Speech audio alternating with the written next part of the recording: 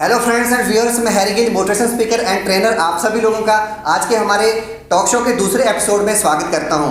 उम्मीद करता हूं कि दोस्तों आप सभी लोग अपने अपने घर पे सेफ एंड साउंड होंगे। आज का कार्यक्रम और आज का प्रोग्राम आप सभी लोगों के लिए बहुत ही खास और इम्पोर्टेंट होने वाला है, क्योंकि हमारे बीच में एक प्रसिद्ध नए मेहमान आ चुके हैं। वो आपसे जल्दी रूबरू होने वाले हैं। दोस्तों, आज हमारे बीच में मोहम्मदी जिला लखीमपुर खीरी के प्रसिद्ध और जाने माने व्यक्तित्व गोविंद गुप्ता जी हमारे बीच में आ चुके हैं। आप एक सामाजिक कार्यकर्ता, कवि, साहित्यकार और एक अच्छे वक्ता हैं। आप लंबे समय से गायत्री परिवार के साथ में जुड़े हुए हैं और आपने 3 विश्व रिकॉर्ड कार्यक्रम में सहभागिता निभाई है। इसके अलावा आपने देश विदेश से कई प्रतिष्ठित सम्मान प्राप्त किए हैं। हम सभी आपका स्वागत करते हैं। वेलकम सर, आए और आज हमारे जितने भी दर्शक आपको सुनना चाह रहे हैं उनसे रूबरू हो। आपका हमारे विशेष टॉक शो में स्वागत है। हमारे व्यूअर्स के और बहुत सारे लोगों के मन में बहुत सारे सवाल हैं जो कि आपके लिए हैं, और उनमें से एक एक करके आज हम आपसे सर प्रश्न पूछने वाले हैं। और सर, जिसमें पहला सवाल है कि आप लंबे समय से गायत्री परिवार से जुड़े हुए हैं, और गायत्री परिवार क्या है ये हमारे व्यूअर्स जानना चाहते हैं। देखिए, गायत्री परिवार हमारे जो सनातन संस्कृति है उसको बढ़ावा देने में सबसे बड़ा योगदान गायत्री परिवार का है। साथ ही साथ उसके सेवा कार्य भी पूरे वर्ल्ड में चलते रहते हैं। पूरे वर्ल्ड में इसकी शाखाएं हैं, और जितने भी हमारे संस्कार हैं उन संस्कारों को बढ़ावा देने का योगदान गायत्री परिवार करता है। आप लंबे समय से सोशल मीडिया पर भी काफ़ी एक्टिव रहे हैं, और हम लोगों ने बहुत सारी आपकी सोशल एक्टिविटी से रिलेटेड और पॉलिटिकल से रिलेटेड आपकी पोस्ट देखी हैं। तो थोड़ा सा पॉलिटिक्स के बारे में जानना चाहेंगे, आपकी क्या विचारधारा है। ये आजकल के जितने नए युवा हैं जो कि पॉलिटिक्स में आने के बारे में सोचते हैं, उनके लिए ये पॉलिटिक्स अच्छी है या बुरी है, इसके बारे में थोड़ा सा हमारे व्यूअर्स जानना चाहते हैं। देखिए, मैंने जो पॉलिटिक्स के बारे में जितना समझा है कि पॉलिटिक्स सबसे बड़ा मंच है जनता की सेवा करने का। और आज का जो युवा है वो ये सोचता है कि हम पॉलिटिक्स के माध्यम से अपनी छवि को आगे बढ़ाएं, लेकिन छवि जब हम जनता के मन में, जनता के दिल में जब बसेंगे अपने कार्यों से, तभी हम राजनीतिक रूप से सक्सेस हो सकते हैं। और उस सक्सेस के लिए हमको राजनीति को सेवा का क्षेत्र बनाना पड़ेगा। राजनीति सिर्फ दोहन का क्षेत्र जो इस समय लोग बनाते हैं, व्यवसाय बना लिया है जिन लोगों ने, वो व्यवसाय नहीं होना चाहिए। उसको जब हम सेवा के क्षेत्र में बनाएंगे तो लॉन्ग टाइम हम राजनीति कर पाएंगे, लंबे समय तक। अच्छा, ये समाज सेवा और पॉलिटिक्स का आपस में क्या संबंध है? ये एक ही है या फिर अलग अलग नज़रिए से लोग इसको देखते हैं? नहीं, इसको अलग अलग नज़रिया भी है इसका, और समाज सेवा करते करते लोग राजनीतिक बन जाते हैं। क्योंकि जब उनको लगता है कि हमारी प्रसिद्धि बढ़ गई है तो वो राजनीति में भी अपना आजमाना चाहते हैं। और यहाँ पे ही सफलता और असफलता और उस व्यक्ति की जो समाज सेवा उस व्यक्ति ने की है और जनता का उसके बारे में क्या सोचना है, ये राजनीति में जाने के बाद ही पता चलेगा। कि जब हम वोट के लिए जाते हैं, जब अपना हम चूँकि अपने आप में जितना करते हैं और हमको भी उतने ही व्यूअर्स मिलते हैं जितने अन्य व्यूअर्स होते हैं, लेकिन जब हम जनता के बीच जाते हैं तब जनता अपना मत आपको देती है कि हमारी राय आपके बारे में क्या है। भले ही हम कुछ भी हों, लेकिन जनता की राय तभी सामने आती है जब हम जनता के पास जाते हैं, और इसका सशक्त माध्यम राजनीति है। सर, आप काफ़ी अच्छे वक्ता रहे हैं और काफ़ी सारे आपने प्रतिष्ठित सम्मान प्राप्त किए हैं, लेकिन हमारे व्यूअर्स को ये जानना है कि जैसे आपकी स्कूलिंग कहाँ से हुई, आपकी कॉलेज की पढ़ाई कहाँ से हुई, इसके बारे में हमारे व्यूअर्स जानना चाहते हैं। देखिए, मेरी प्राथमिक शिक्षा तो एक छोटा स्कूल आर्य समाज मोहम्मदी में चलता था, वहीं हुई कक्षा 5 तक, और उसके बाद फिर पीडी भारती इंटर कॉलेज में हाई स्कूल तक की शिक्षा की। मेन चीज़ ये होती है कि जो विचार आपके हैं वो विचार आपके माता पिता के माध्यम से, समाज के माध्यम से, और आपका स्वयं का दिमाग। और मेरे मन में छोटे से ही ये रहा है कि लोगों का दर्द मैं कभी नहीं देख पाया, इसलिए मैं समाज सेवा की लाइन में भी आया। और वही जो सामाजिक विचार मेरे मन में आते थे, उन्हीं को लेकर साहित्य के क्षेत्र में भी जब उतरा, तो वही विचारों के माध्यम से उसी तरीके की रचनाएं, समाज को जागृत करने वाली रचनाएं, समाज को जागृत करने वाले लेख, और समाज को जागृत करने के लिए, समाज को कुछ जानकारी देने के लिए ये सोशल मीडिया का प्रयोग भी मैंने किया। ओके, नेक्स्ट क्वेश्चन है, समाज सेवा को किस व्यक्ति को अपनाना चाहिए और इसके लिए कैसे संघर्ष किया जाता है, कैसे यहाँ पर उपलब्धियाँ हासिल होती हैं? समाज सेवा हर व्यक्ति कर सकता है जी। और समाज सेवा का कोई लेवल नहीं होता है। हम एक व्यक्ति के लिए भी अगर कुछ करते हैं तो वो भी समाज की ही सेवा है। और वो सिर्फ इस समय जैसे नया टॉपिक चला हुआ है, तो नया टॉपिक ये है कि वैक्सीन है। जैसे कि वैक्सीन, हमने यदि वैक्सीन लगवाई और हमने लगाई तो हमने अपनी सेवा की, ठीक है। और हमने अगर अपने माध्यम से 20 लोगों को और लगवा दी तो वो समाज सेवा। ये समाज सेवा हम कहीं से शुरू कर सकते हैं। इसके लिए कोई ब्रांडिंग जरूरत नहीं है, इसके लिए किसी तरीके के मंच की आवश्यकता नहीं है। हमारे मन के भाव यदि समाज के लिए कुछ करने को हैं तो हम समाज सेवा कर सकते हैं। ओके, जैसे संघर्ष के बारे में इसमें सवाल है कि संघर्ष कैसे करना चाहिए। समाज सेवा, कोई समाज सेवी बनना चाह रहा है जी, लेकिन वो चाह रहा कि उसकी शुरुआत कहाँ से हो, कौन कैसे एक्टिविटीज उनको करनी चाहिए? देखिए, क्या संघर्ष आज करना का चाहिए? जो समय है वो फोटोग्राफी और मतलब पता चला कि किसी एक व्यक्ति को कोई खाना खिला रहा है तो उसके बारे में भी फोटो खींच के डाल देता है कि मैंने किसी को खाना खिलाया। लेकिन समाज सेवा करने के लिए एक्चुअली में संघर्ष करना ही नहीं पड़ता है। राइट, करना ही नहीं पड़ता है। आपको समाज सेवी लोग कहने लगे तो आप समझ लीजिए आप समाज के लिए अच्छा कर रहे हैं, और उसके लिए आपको निस्वार्थ भाव से सेवा करनी होती है। वो जहाँ भी आपको दिख जाए, जैसे आप सड़क पर जा रहे हैं, आपको कोई व्यक्ति दिख गया कि ये वाकई में इसकी मदद करनी है, ये भूखा है, तो आपने उसको खिला दिया। 4 लोग देखेंगे आपको, जरूरी नहीं कि आप सोशल मीडिया पे उसको डालेंगे, लेकिन 4 लोग जो आसपास के हैं, जो रोड पे चल रहे हैं, वो जरूर देखेंगे कि ये व्यक्ति देखिए कितना अच्छा व्यक्ति है, इसने किसी को खाना दिया। तो आपकी चर्चा धीरे धीरे खुद ही होने लगती है।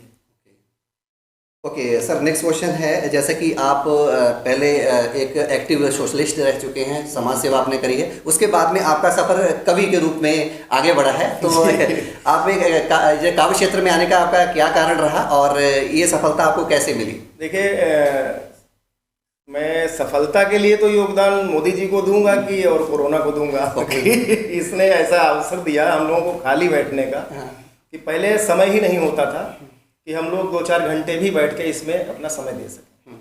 लेकिन विगत वर्ष जब कोरोना आया तो कोरोना के बाद जो लॉकडाउन लगा, उस लॉकडाउन में सारे के सारे जो मंच थे वो ऑनलाइन हो गए। ओके, पहले सब ऑफलाइन चलता था ये, लेकिन फिर ऑनलाइन हो गया। और ऑनलाइन होने में क्या होता है कि हम आपको आपसे जान सकते हैं। बहुत से बड़े बड़े कवि, बड़े बड़े साहित्यकार, उन्होंने अपने मंच बनाए और उन मंचों पे जिसकी प्रतिभा थी, मैं अपने लिए नहीं कह रहा हूँ, बहुत से ऐसे कवि थे, बहुत से ऐसे रचनाकार थे जो लिखना जानते थे, और उन लोगों को वो मंच उपलब्ध हुए।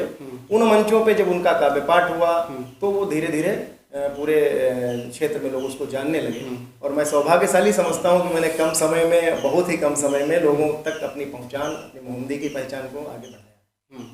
ओके, काफ़ी सारे हम लोगों ने आपके कार्यक्रम देखे हैं, लाइव आप आते रहे हैं, इसके अलावा अभी रेडियो जंक्शन का प्रोग्राम हुआ, उसमें आपके विचार है। तो जैसे हमारे व्यूअर्स से, जैसे आप कवि के रूप में प्रसिद्ध हैं, पूरी 4 पंक्तियां आपसे सुनना चाहेंगे और जानना चाहेंगे कि आपकी कौन सी प्रसिद्ध ऐसी पंक्तियां थी? देखिए, रचनाएं तो लगभग इस समय तक 150 के आसपास, बहुत ही जो लोगों ने पसंद की हैं वो 150 के आसपास के लगभग अभी हो चुकी हैं।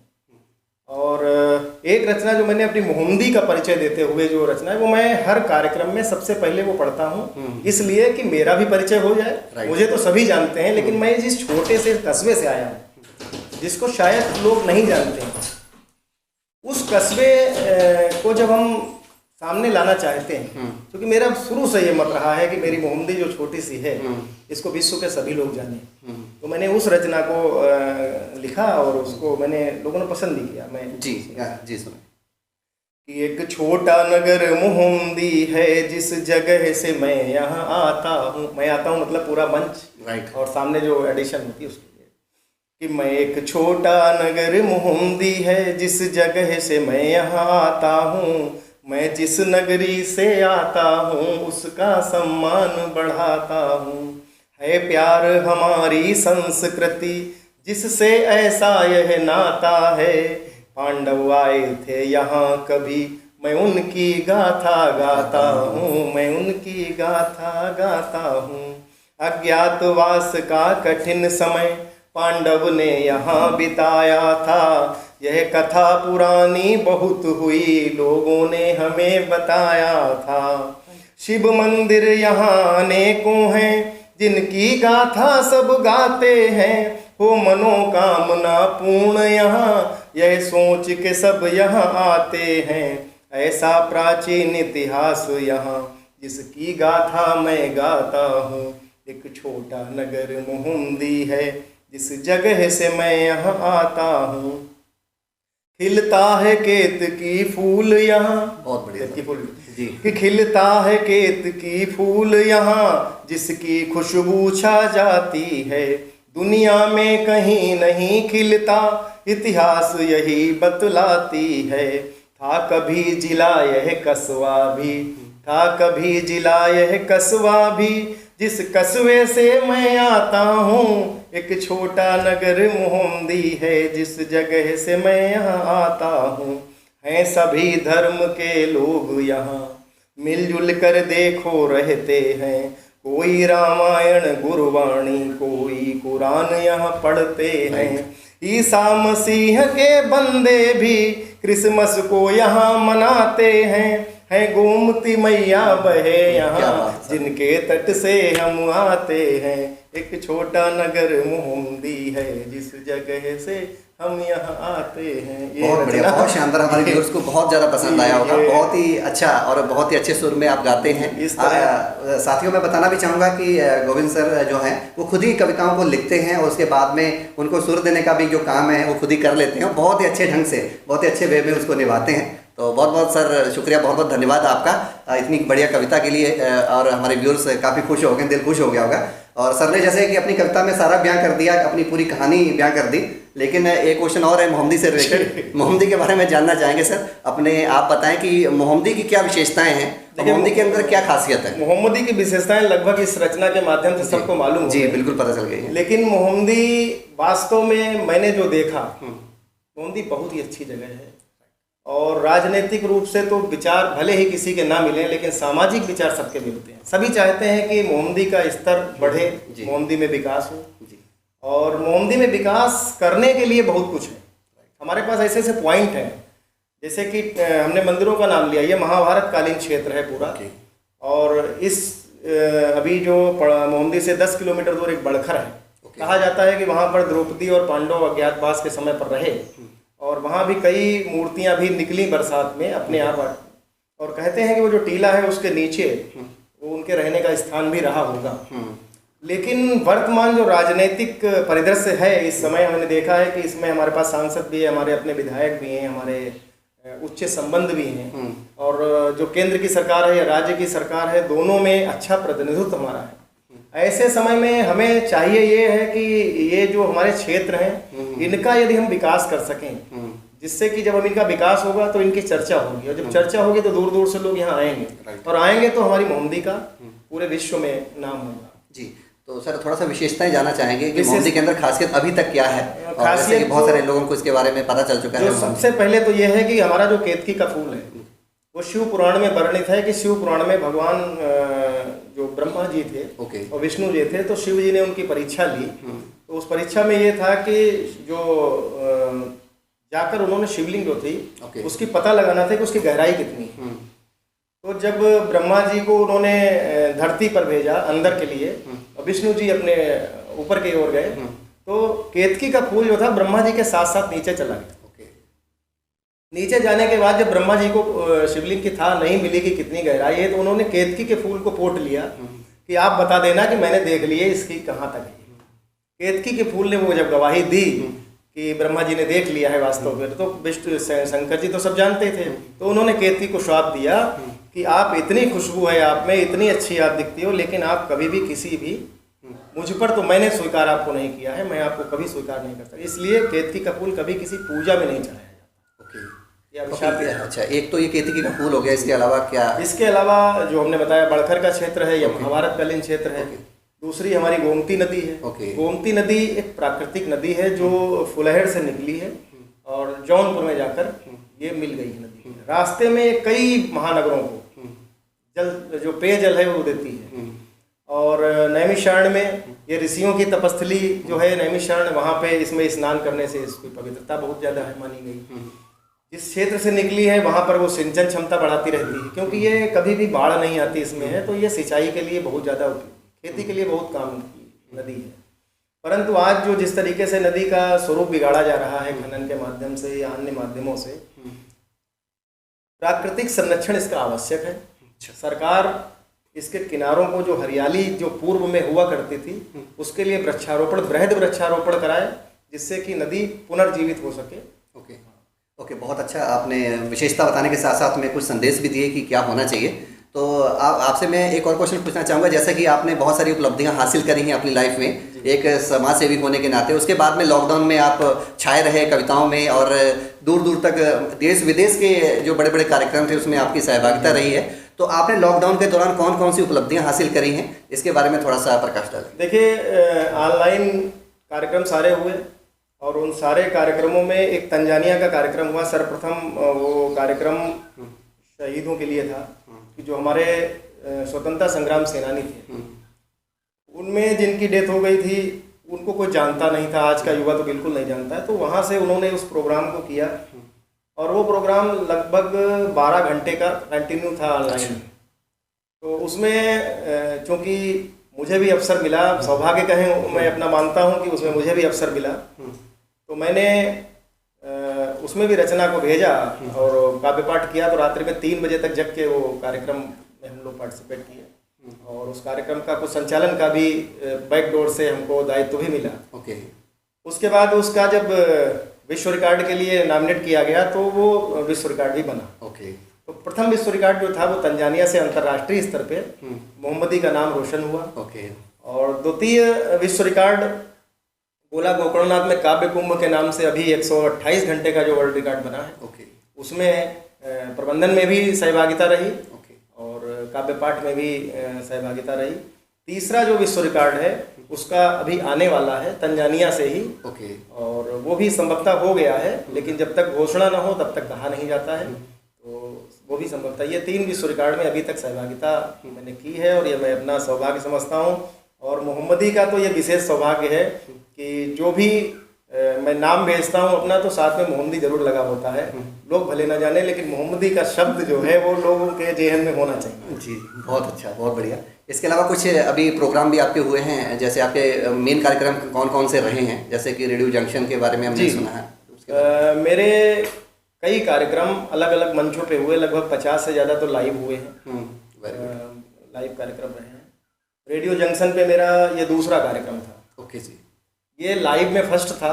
ओके। और इससे पहले जो हुआ उसमें मेरी कविताओं को उन्होंने पढ़ के सुनाया था। ओके। तो रेडियो जंक्शन पे भी ये 2 कार्यक्रम इस तरीके से हुए हैं। लाइव में लगभग 50 कार्यक्रम हुए हैं और लगातार सूचनाएं आती रहती हैं, और उनमें काव्य पाठ में हिस्सा लेने का सौभाग्य भी मिलता रहता है, जो समय के अनुसार चलता है सब ऐसे ही। ओके, बहुत बढ़िया सर, बहुत बढ़िया। और अब हमारे व्यूअर्स को सर आप क्या संदेश देना चाहेंगे, जैसे आपने अपने जीवन में बहुत सारे अचीवमेंट लिए हैं और इस समय कठिन समय चल रहा है कोरोना का, और इसको सबको समझते हुए हमारे जितने व्यूअर्स हैं, बहुत सारे ऐसे युवा हैं जो अपना करियर बनाना चाहते हैं, अपने आप को आगे बढ़ाना चाहते हैं, लेकिन कहीं ना कहीं उनकी पढ़ाई प्रभावित हुई है और साथ ही साथ में जो उनकी सोच थी, सोच में भी अंतर आया है। तो इसमें क्या आप उनको संदेश देना चाहेंगे, किस तरह उनको इस समय को डील करना चाहिए और कैसे आगे बढ़ना चाहिए? देखिए, हर युवा इस समय इंटरनेट से जुड़ा हुआ है जी, और सारी मैंने देखा है कि केंद्र सरकार हो या राज्य सरकार हो, इसकी बहुत सी योजनाएं आती हैं जो हम लोगों को नहीं पता। राइट। और उन योजनाओं को सारे युवा सर्च करें। सर्च करने पे आपको भारत सरकार की जो अधिकृत वेबसाइट है, क्योंकि आप जब देखेंगे कि मोबाइल पे 20 मैसेज आते हैं कि आप ये योजना में भाग लीजिए, ये योजना में भाग लीजिए, ये सारी योजनाएं फ्रॉड होती हैं अधिकतर। इनमें जाने के बाद आपका पैसा भी बर्बाद होता है और किसी भी प्रकार से वो अधिकृत योजनाएं नहीं होती हैं। लेकिन यदि आप भारत सरकार की जब वेबसाइट को खोलेंगे या उत्तर प्रदेश सरकार की वेबसाइट को खोलेंगे, उसमें सारी योजनाएं पड़ी होती हैं और युवाओं के लिए बहुत से स्किल डेवलपमेंट के हैं, बहुत से नई योजना भारत सरकार की है। आप अपना अपना उद्योग शुरू कर सकते हैं। उद्योग जो अपना विभाग है उसमें बहुत सी योजनाएं, और साथ में योजनाओं के साथ गवर्नमेंट लोन भी देती है, MSME करके है। हाँ, तो बहुत सी ऐसी चीज़ें हैं कि जो नॉलेज में नहीं है, और इसका सबसे बढ़िया जो सब कुछ सरकार ने नेट पे डाल रखा है, तो नेट का प्रयोग हम सिर्फ फेसबुक और व्हाट्सएप के लिए ना करें, अपने करियर के लिए करें, ये सबसे महत्वपूर्ण है। अभी एक आखिरी क्वेश्चन है, जैसे कि बहुत सारे हमारे युवा हैं या फिर जिनके बारे में आपने जिनको अभी संदेश दिया कि उनको ऑनलाइन सारी सरकार ने सुविधाएं अवेलेबल कर रखी हैं, लेकिन बहुत सारे हमारे ऐसे देश में साथी हैं, युवा हैं जो कि ऑनलाइन आने के आदी नहीं है, वो ऑफलाइन चीज़ों को ही करना चाहते हैं। तो आप उनको क्या संदेश देना चाहेंगे कि किस प्रकार उनको हिम्मत करके चीज़ों को समझकर ऑनलाइन आज आना ही पड़ेगा? देखिए, ऑनलाइन आज का भविष्य है और युवाओं को ऑनलाइन के माध्यम से कई मंच अधिक उपलब्ध होते हैं। जी, बड़ी बड़ी जो हमारी संस्थाएं हैं, बड़े बड़े शिक्षण संस्थान हैं, उन लोगों ने ऑनलाइन मंच उपलब्ध करा रखे हैं। जैसे कि आप ऑनलाइन ट्यूशन पढ़ा रहे हैं, राइट, ठीक है, तो हम ऑफलाइन किसी एक व्यक्ति विशेष से मिल सकते हैं जी। लेकिन ऑफलाइन हमारे पास कई मंच उपलब्ध होते हैं जी। हम कई जगह से उस ज्ञान को प्राप्त कर सकते हैं। तो विद्यार्थियों के लिए तो ये समय बिल्कुल स्वर्णिम काल है और इसको स्वर्णिम काल की तरह ही यूज करना चाहिए कि हम अधिक से अधिक लोगों तक पहुंचे, अधिक से अधिक शिक्षा ग्रहण करें इस दौरान। और ऑफलाइन तो आगे फिर आएंगे, लेकिन ऑनलाइन के माध्यम से आप अमेरिका में भी अगर कोई विश्वविद्यालय के माध्यम से आपको कोई क्लासेस पढ़ाई जा रही है, आप पढ़ सकते हैं। आप ब्रिटेन से भी पढ़ सकते हैं ऑनलाइन, आपको जाना नहीं पड़ रहा है, आपको वीज़ा नहीं बनवाना पड़ रहा है। तो कुल मिलाकर तो यही है कि ऑनलाइन आप आइए, हिम्मत करके आइए। आपके पास क्षमता नहीं है तो आप किसी सहयोगी से सहयोग लीजिए और थोड़ा पहले उससे सीखें और सीखने के बाद आप स्वयं प्रयास करें कि आपको मोबाइल या लैपटॉप उपलब्ध हो सके। और नहीं भी उपलब्ध होता है तो आज आपके मित्रों में बहुत से ऐसे मित्र होंगे जो आपकी हेल्प करेंगे और करना चाहेंगे। आपकी यदि प्रतिभा होगी तो आप करिए। बिल्कुल ये इंटरनेट का युग है और इसमें तो आपको आना ही पड़ेगा 100% ये निश्चित। ओके, बहुत बहुत धन्यवाद सर आपका आज के हमारे कार्यक्रम में आने के लिए, हमारे एपिसोड की शोभा बढ़ाने के लिए। और व्यूअर्स को जितने मन में सवाल थे व्यूअर्स के, मुझे लग रहा है एक एक करके उनको आंसर मिल गया होगा। आपका नाम पहले से हमारे व्यूअर्स सारे जानते हैं और उनको आपके बारे में पता था, लेकिन आपसे वो मिलना चाह रहे थे, एक रूबरू होना चाह रहे थे। हमारे डिजिटल माध्यम से आज रूबरू हो चुके होंगे, उनको सारे जो भी उनके सवाल थे मन में चल रहे थे उनके सोल्यूशन मिल गए होंगे, उनके आंसर मिल गए होंगे। तो सर आपका हमारे कार्यक्रम में आने के लिए और इस कार्यक्रम की शोभा बढ़ाने के लिए एक बार फिर से बहुत बहुत धन्यवाद। बहुत बहुत आभार आपका आमंत्रण के लिए। और साथ ही मैं एक बात अंत में जरूर कहूँगा कि अपने परिवार को पीछे छोड़ते हुए कभी भी कोई कार्य ना करें। परिवार हमेशा आपका साथ देता है यदि आप में प्रतिभा है। और मैं इसके लिए अपने माता पिता, माँ नहीं है क्योंकि अब नहीं है, लेकिन उन्होंने मुझे बढ़ाने का बहुत प्रयास किया। मैं परिवार को अपने आभार व्यक्त करता हूँ कि मेरे परिवार ने मुझे जो भी जिस तरफ जाना था उन्होंने मेरा उत्साहवर्धन किया और उसका ये नतीजा है कि मैं आज आपके सामने आपके इस इंटरव्यू को देख।